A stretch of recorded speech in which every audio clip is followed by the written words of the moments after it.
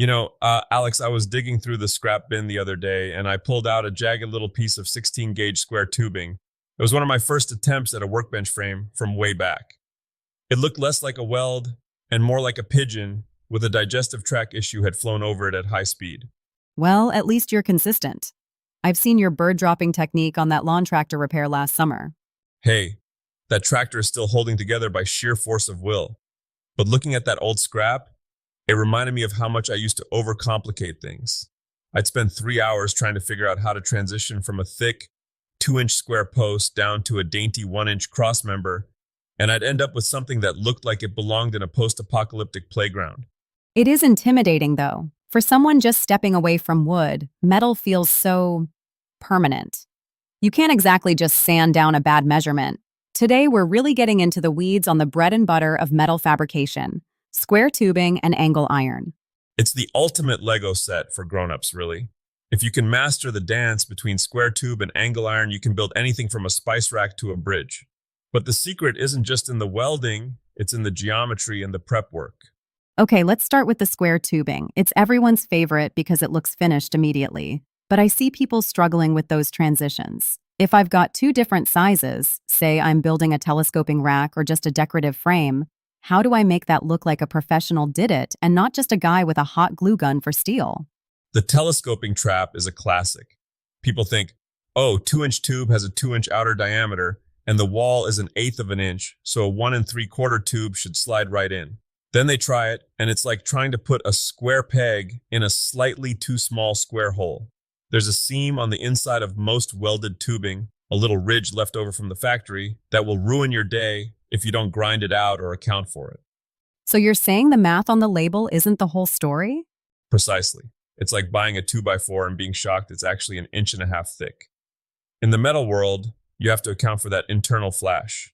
And when you're joining different sizes at an angle, that's where the real magic happens. Instead of just butt welding them and leaving a giant gap you have to fill with expensive wire, you can box the end of the larger tube or create an inset. Let's talk about angle iron for a second. It's the unsung hero. It's cheaper, it's easier to clap to a table, but it feels, I don't know, a bit industrial compared to tubing. It's got a salt of the earth vibe, sure, but angle iron is actually much more forgiving for a beginner. If you're building a frame for a heavy piece of equipment or a shop cart, angle iron lets you nest things. You can drop a piece of plywood or a metal plate right into the L shape and it sits flush. Try doing that with square tubing and you're suddenly welding on tabs or drilling through the side like a madman. I've spent far too many hours of my life drilling through square tubing, only to have the drill bit wander off to the side right as it hits the second wall. Ah, the drift of destiny. We've all been there. That's why I always tell people to start with a center punch that's so deep it looks like a crater. But back to the angle iron. The real trick is the miter. If you're doing a 90-degree corner, don't just cut two 45s and hope for the best. Cut a notch out of one side of the L so the other piece can slide in. It's like a lap joint in woodworking. It gives you more surface area for the weld, and it's way easier to keep square. Wait, so you're telling me I don't have to fight the magnets to keep my corners at 90 degrees? Well, those magnets are liars anyway, Alex. They'll tell you something is square right up until the heat from the torch makes the metal move, and then they'll just watch it warp with a smirk. Clamps are your best friends. I use more clamps than I do welding wire some days. You mentioned the heat making things move. That's the big one for me. I'll have everything perfectly lined up, I'll hit it with a tack weld, and suddenly my rectangle is a trapezoid. That's the pull of the puddle. When that molten metal cools, it shrinks, and it's strong enough to bend thick steel like it's a wet noodle. To beat it, you have to be tactical. Don't just start at one corner and run a bead all the way around like you're caulking a bathtub.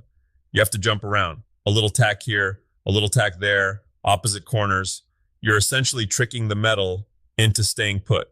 It's like a game of high-stakes Twister. Very hot twister. And speaking of heat, that's where people mess up square tubing most. If you're using thin wall stuff, like that 16 gauge I found, it's remarkably easy to blow a hole right through it. You're moving along, feeling like a pro, and suddenly, pop, you've got a window where you wanted a joint. And then you spend 20 minutes trying to bridge that hole, which just makes it bigger until you've basically vaporized the entire corner. Not that I've done that. We've all done it. The trick there is to focus your heat on the thicker of the two pieces if they're different, or to use short bursts. Don't be afraid to let it cool. Speed is the enemy of a clean weld on thin tubing.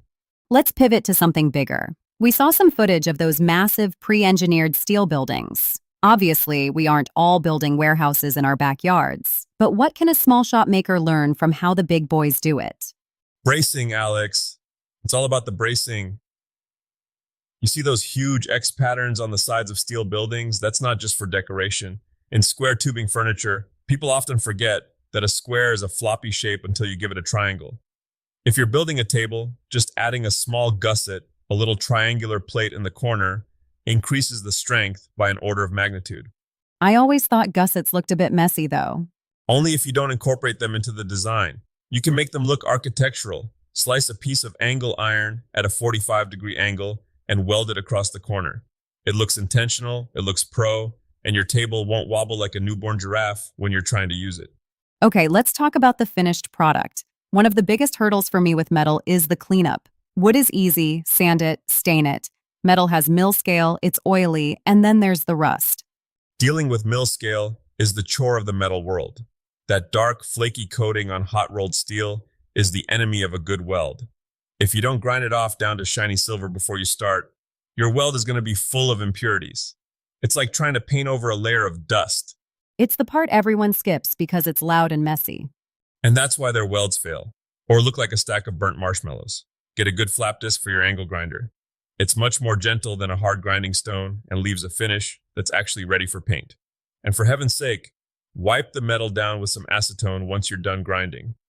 You'd be amazed at how much junk is still sitting on clean-looking steel. What about the rust protection? I've seen people use everything from fancy automotive paint to just rubbing the thing down with linseed oil. It depends on the vibe. For a shop cart, a rattle can of decent primer and some farm implement paint will last a lifetime. But if you've spent 40 hours building a beautiful desk with square tubing, you might want to look at clear coating. However, clear coat on bare metal is a fickle mistress. If there's even a fingerprint worth of oil under there, it'll spiderweb with rust in 6 months. So, basically what you're saying is, if you want it to stay pretty, you have to be clinical about the cleaning. Cleanliness is next to godliness in the welding booth, Alex. Before we wrap up, what's the one pro tip for connecting those different sizes? You mentioned boxing the end earlier. If you're putting a smaller square tube into the side of a larger one, don't just center it and weld the gap. Cut a small plate of flat bar that matches the outside dimensions of the large tube, drill a hole in it that the small tube fits into, and weld it like a sleeve. It's called a flit joint in some circles, and it makes the transition look like it was cast as one piece. It's those little extra steps, the 5 minutes of prep, that separate the I did this in my garage look from the I bought this at a high-end boutique look.